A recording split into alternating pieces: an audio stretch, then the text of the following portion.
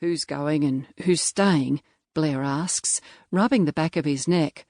"Me, Dara, Declan, Oliver, and Alaric," Harlan responds, pausing, looking to Kayla next to me. Her hand that is tightening on my leg starts to sweat. "Are you up to coming, Kayla?" Harlan asks, sounding unsure. Kayla's silent for a minute before opening her mouth.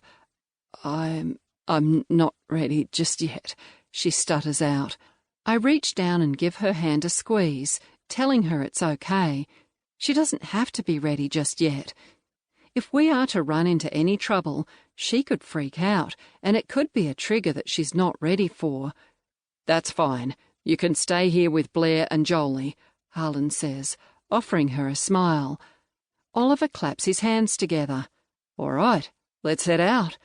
Standing up, I lean down to give Kayla a tight hug. "Please be safe," she whispers in my ear. "Always. Hard to bring me down." She smiles back, giving me one last squeeze. Meeting the guys at the door, we head off. It's deadly quiet, only a few people are out, and they are on edge, constantly looking around, peering over their shoulders. I look at one guy who I've seen with Albert before. His eyes scan the forest. His brows are drawn together. He's trying to cut some wood with his axe. He catches my eye, and a smile hits his lips. He nods his head, going back to work. Everyone's tucked away inside their homes. Not one child is out playing. This hits me hard. Everyone deserves to wander around, especially kids playing, feeling safe. But James has caused this. He's caused panic. Everyone's on edge, waiting for his next attack. I want to scream out to the forest, to tell him what I think.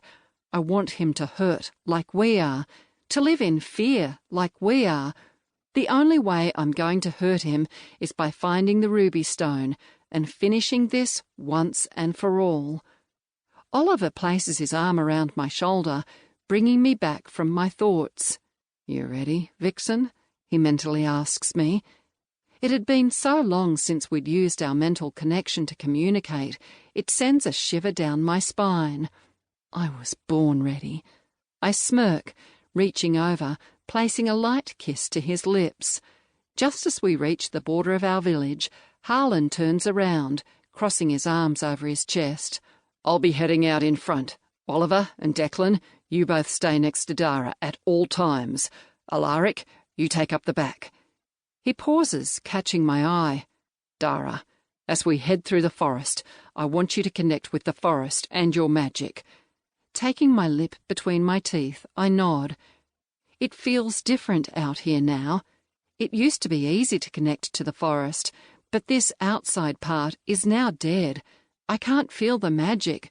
The once lively forest is gone, which made it harder to connect to.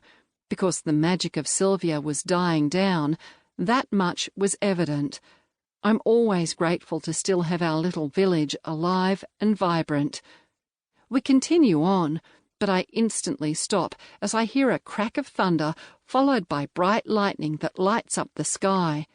Glancing up, I notice the skies are turning darker and darker as each second goes by. I notice the guys are up ahead still walking, unaware that I've stopped. They're looking up at the sky, noticing the change, but haven't noticed that I've fallen back. Alaric stops coming up from behind me. "Storm's coming in strong.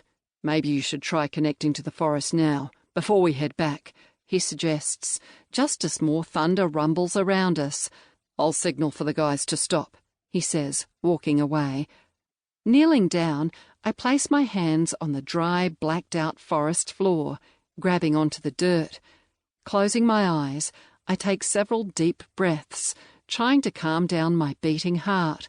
The thunder roars aggressively from above, putting me off slightly. Focusing on the soil between my fingertips, I manage to bring my breathing back to normal.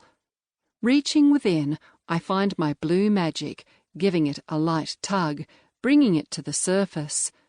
"Please help me find my ruby. Please help me find my ruby," I repeat over and over again.